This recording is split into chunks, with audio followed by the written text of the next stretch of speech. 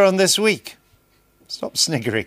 Yes, there are no glass ceilings in this place. In fact, our budget's so low there's no ceiling at all, which is why we all get soaked every time it rains.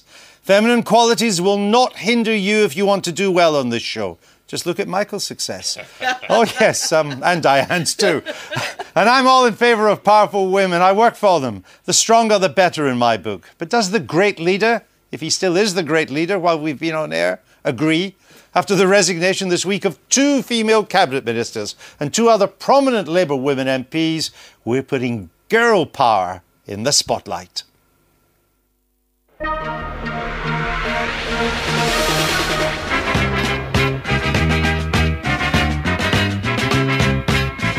Girl power reigned supreme in the boardroom last night. Here come the girls. So has the glass ceiling been shattered? And can women get whatever job they want?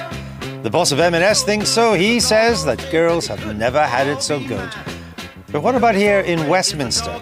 The leader of the WAGs, that's Women Against Gordon, Hazel Blears, quit cabinet the day before the elections. Nice timing, dear. Of course, the backroom boys at Number 10 said she just couldn't take the pressure. It was that chauvinistic revenge for her rocking the boat.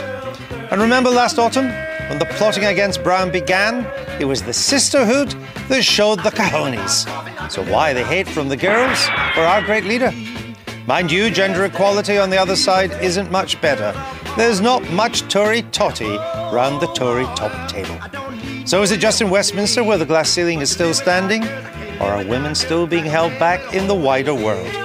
It's still a man, after all, who's picking The Apprentice.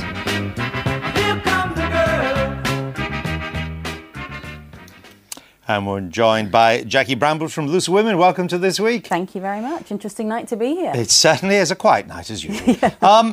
Stuart Rose right that women have never had it so good?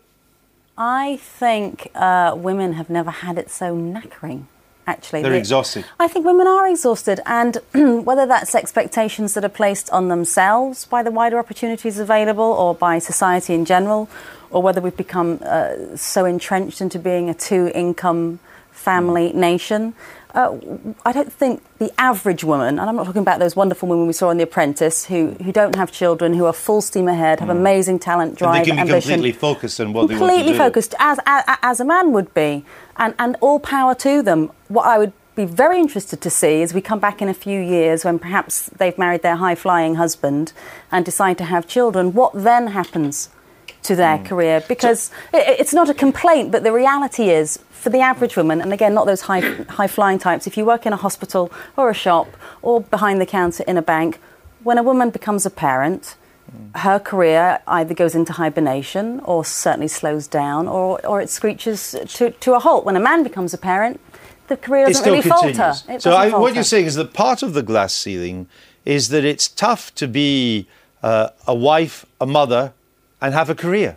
That's part of the difficulty. It's tough to do everything. It's tough to do everything well. To do everything. And I think just the expectation is unrealistic. And when it comes to female MPs, my hats are off to them. I think if you've got a constituency, as Diane had, in London, quite near the office, it's doable. But, you know... If you're travelling hundreds of miles... What help the woman who represents people who live in Inverness or Cornwall? How could she possibly raise a family and be an effective MP? Diane, you've been in the House, I think, for about 20 years now. You must have seen... I mean, there is still a glass ceiling there, I would suggest, but it's risen. You've seen changes. Oh, yeah, I've seen enormous changes. When I first came in 87, there were about 40 women. Now there's over 100, and the average age of women has dropped. But it is tough to be an MP. I mean, and a mother. I was divorced most of the time, but to be an MP and a mother... Because what happens, it's like most professional women, you spend half your time thinking, I'm useless at my job, and half your time thinking, I'm useless as a mother. Yeah. And men don't seem to have that agony. Does the ceiling still exist, Michael? Yeah, I think, you know, the basic biology, which you've described a moment ago, really operates. In politics, it's interesting. I mean, you know, Margaret Thatcher was a phenomenon because, you know, she was a mother, she was a wife, and yet she was a phenomenal politician. There were 2 other... It helped, though, that she married a millionaire. If I'd married a millionaire, maybe I would have got more sleep. It also helped that she lived above the shop when she was Prime Minister. It She also didn't- helped that she had twins. She shot the Excuse kids me. over in one go. Excuse me, only when she was Prime Minister, not before. And by the way, her kids were small before she was Prime Minister. So, all right, so But that was Thatcher. I was also going to say that there were two other very big women in politics. There were Barbara Castle and Shirley Williams, who still sometimes comes on this show. And I think one of the things is that we haven't actually had, for whatever reason, we haven't had women of that stature in politics since. I mean, it is possible to distinguish between Hazel Blears and an intellectual giant. I think you might agree. I don't know. I have difficulty. Is it more difficult in some businesses for women than others? I think some are probably more sympathetic towards working mothers, but I think what happens is, if we're talking about glass ceilings and career progression, is the higher up the ladder you go, whether you're a man or a woman, you are expected to sacrifice a great deal, and your focus has got to be extremely spot on. And for a mother, she can't drop everything. I just want to make the point that sometimes women bosses can be the most unsympathetic. Yes. I've served under 4 chief whips as a mother with a young child, and the 2 chief whips who were most hostile, completely unwilling to give me any time off to put my son to bed, were the 2 women chief whips. You see, I think if you look around, you see huge variations. Today, you see a lot more women who are top doctors or top lawyers. I mean, the legal profession is becoming much more a female-friendly profession. But if you look at the boardrooms of the FTSE 100 companies, there's still pretty much a male monopoly.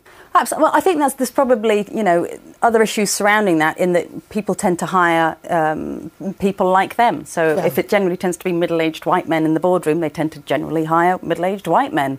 But I just think that while there may be provisions in place for job sharing and flexibility, maybe sort of in the lower to mid-ranges of any career, once you get up to that kind of boardroom level, there is no excuse for not absolutely prioritising the job.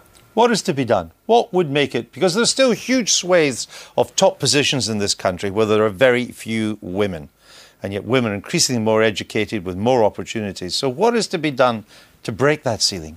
Well, in the boardroom, what they've done in Scandinavian countries, they've insisted on quotas for women in the boardroom.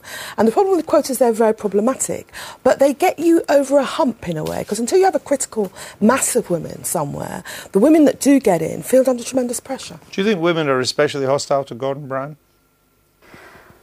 You mean just as voters? I don't think he even registers. I think the average... I sympathise with what Jerry said. I know that my friend... I live in Scotland, a long way from Westminster, and my contemporaries, the mums that I see at the nursery gates and things, don't care about this infighting. They find it tedious and ridiculous that as we are adrift in this economic storm, everybody's rocking the boat or abandoning ship. They just want whoever's in charge, whatever their policies, whichever side of the political spectrum they are, to just pull together and get us through this thing. And, please God, let me keep my job. That's what the real people are worrying about.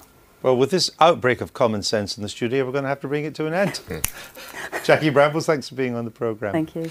That's your lot for tonight, folks. Another quiet week here in Westminster Village. Only 3 cabinet resignations and a mounting coup against our great leader. So to cheer him up and send him off to bed in a good mood, if that's possible,